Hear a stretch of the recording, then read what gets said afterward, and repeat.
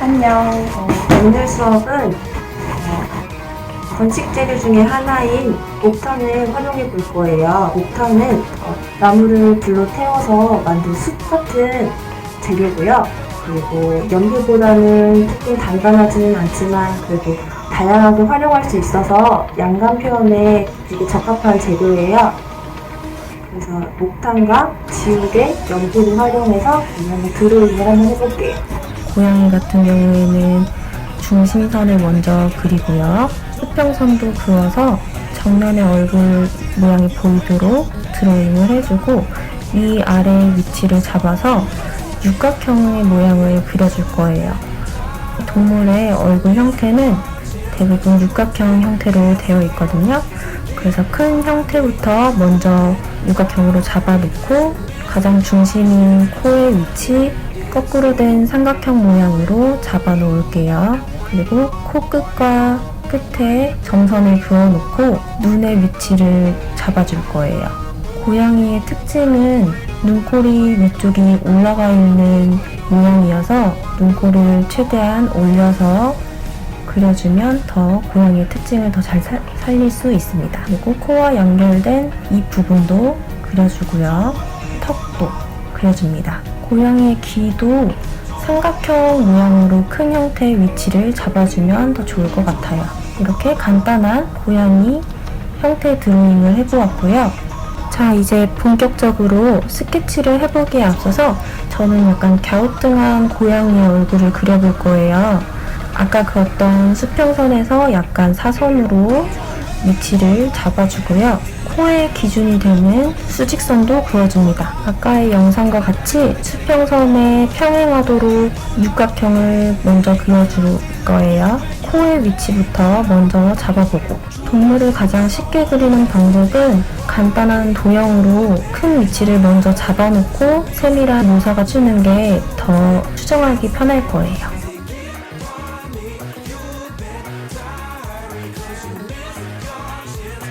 눈의 위치도 수평선에 맞춰서 같이 기울어져서 그려줍니다.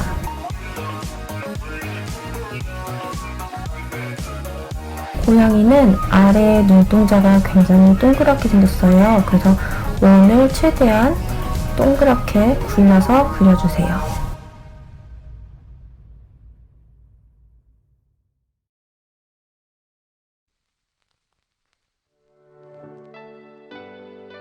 눈과 코의 위치를 잡고 나서 이제 머리 위쪽이랑 귀 부분의 큰 위치도 대략적으로 잡아놓습니다. 고양이의 귀는 양 끝에 붙어있긴 하지만 완전 머리 끝에 붙어있지 않고요. 살짝 얼굴 안쪽으로 들어와 있어요. 그래서 육각형 안쪽으로 조금씩 더 넣어주면 됩니다. 그리고 코 옆에 코와 입 사이에 약간 계란 두 알이 들어가 있어요. 두 알에 맞춰서 입 모양을 그려주고 이 부분은 수염이 나오는 부분입니다. 그리고 턱 밑에는 수염이 있기 때문에 털질감처럼 선을 넣어주는 게 좋을 것 같습니다. 양 옆에 볼 부분도 털이 많은 동물이기 때문에 털 묘사로 스케치를 잡아주는 게 제일 자연스러워요. 그리고 귀의 두께도 잡아줍니다. 고양이의 특징이라면 아이라인이 굉장히 짙어요. 그래서 눈 주변의 두께를 좀 잡아줘야 돼요. 최대한 눈꼬리는 위로 올라갈 수 있게. 그리고 초롱초롱하게 보이려면 눈동자 안에 하이라이트 빛이 들어가야 좋을 것 같습니다. 그리고 아래 아이라인도 그려줍니다.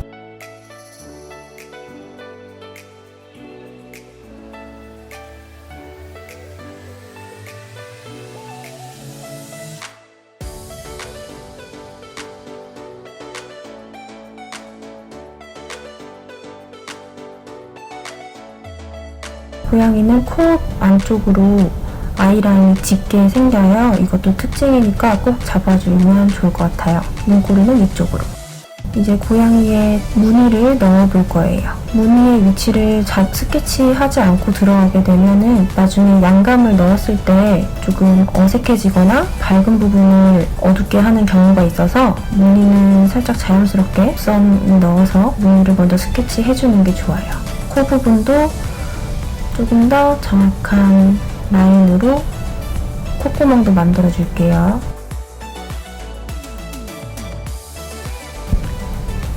자, 이제 스케치가 끝났고요. 이제 가장 어두운 부분부터 목탄으로 라인을 넣어볼 건데요. 목탄은 특성이 무르기 때문에 손으로 너무 세게 잡으면 부러질 수가 있어요.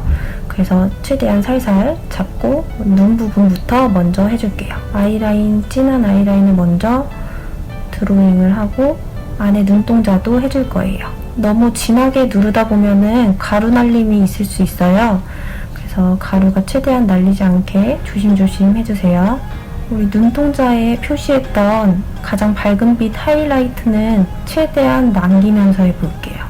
눈동자에 보이는 하이라이트 방향은 한 방향으로 몰아줘야 어색하지 않아요. 가장 어두운 부분만 살짝살짝 잡아줄 거예요. 귀 안쪽도 살짝 어두워지겠죠? 그래서 잡아줄 겁니다. 무늬 모양도 한번 넣어볼게요. 무늬 모양은 털질감이 나도록 옆으로 지그재그로 그어주면은 조금 더 털질감을 묘사해볼 수 있습니다. 지금 칠하는 가장 어두운 라인은 나중에 양감을 넣더라도 뭉개지지 않은 만큼 좀 진하게 넣을 거예요. 고양이 얼굴 부분을 조금 밝게 할 거기 때문에 얼굴 밑에 턱 부분에는 목줄같이 줄을 넣어줄 거예요. 그래서 좀 더 어둡게 눌러주면 고양이의 얼굴이 좀 더 잘 보이겠죠?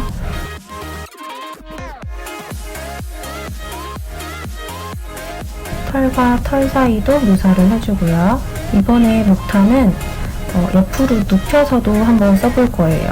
옆으로 쭉 눕혀서 쓰면은 종이의 질감도 더 보이고 넓은 면적을 좀 연하게 빠르게 칠할 수 있어요. 그래서 얼굴을 제외하고 몸통 부분을 먼저 넣어주고 그다음에 귀 안쪽 부분이나 뺨 옆 부분을 살짝살짝 넣어서 손으로 문질러 줄 거예요. 손으로 문지를 때는 물에 젖은 손 말고 바짝 말린 손으로 이렇게 동글동글동글 문질러주면은 되게 부드럽게 풀려요. 근데 우리가 처음에 칠했던 어두운 부분은 최대한 건들지 않고 해볼게요.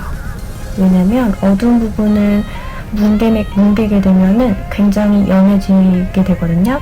동글동글 손을 굴리면서 양감을 넣어볼게요. 양감을 넣을 때는 밝은 부분은 최대한 빼고 어두운 부분은 좀 여러 번 겹쳐서 올려도 돼요. 그리고 아까 계란알, 손에 묻어있는 목탄을 이용해서 수염 부분은 아까 계란이 들어있다고 했죠? 그 계란 모양에 따라서 빛의 방향을 정해서 그 밑에 부분만 어둡게 칠한 부분도 선이 진하게 남아도 괜찮아요. 손으로 문질문질해주면 자연스럽게 그라데이션이 될 수 있어요. 머리 끝부분도 살짝 눌러주면서 덩어리감을 주고요. 가장 편한 손가락으로 문질문질해주고 또 밝은 부분을 할 때는 또 다른 세 손가락으로도 해줘도 돼요.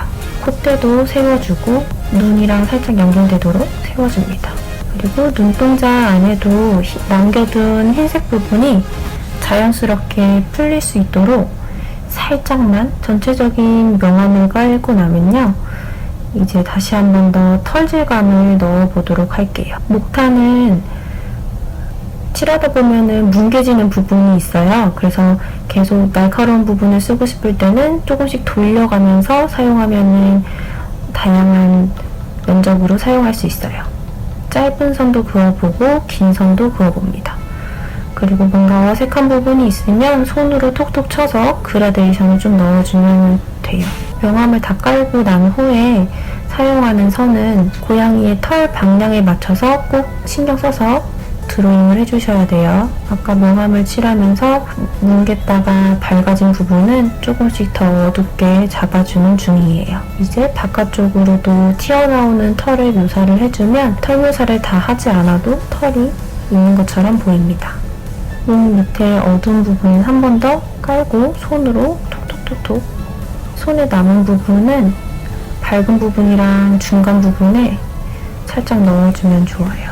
목탄 같은 경우는 강한 어둠을 낼 수 있기도 하고 누르다 보니까 그라데이션도 명암 표현도 잘 되어서 좀 더 쉽게 어둠을 잡고 빠르게 양감을 낼 수 있어요. 지금은 중간중간 묘사도 넣고 양감도 보충해주고 있습니다.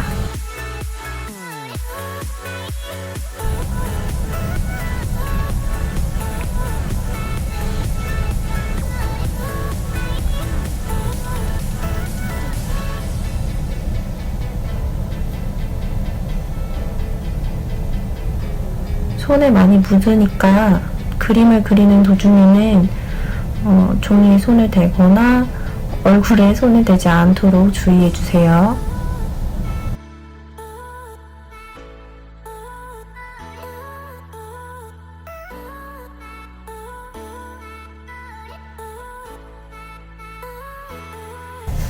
지우개를 연필이라고 생각하고 최대한 뾰족한 부분을 잡아서 귀 안쪽의 털도 살짝 묘사를 해보겠습니다.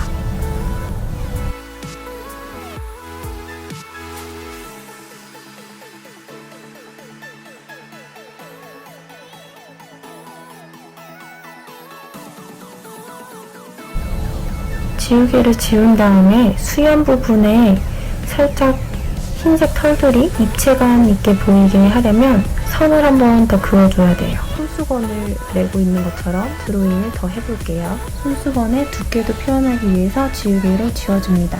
너무 하얗게 지우게 되면은 그 부분만 튀기 때문에 살짝 손으로 뭉개줘도 좋아요. 목줄에 그림자도 살짝 넣어주고요. 이제 마무리로 주변에 더러워진 종이를 조금씩 지워줄게요. 귀여운 고양이 완성입니다. 자, 여러분 여기까지 잘 따라왔나요? 혹시 어려운 거는 없었어요? 목탄 같은 경우에는 연필이랑 달라서 좀 손에 많이 묻어나는 재질이에요. 그래서 다 하고 난 다음에는 손을 꼭 씻어주고 옷이나 뭐 천 같은 데 묻히지 않도록 조심해주면 좋을 것 같아요. 그러면 다음 시간에 만나요.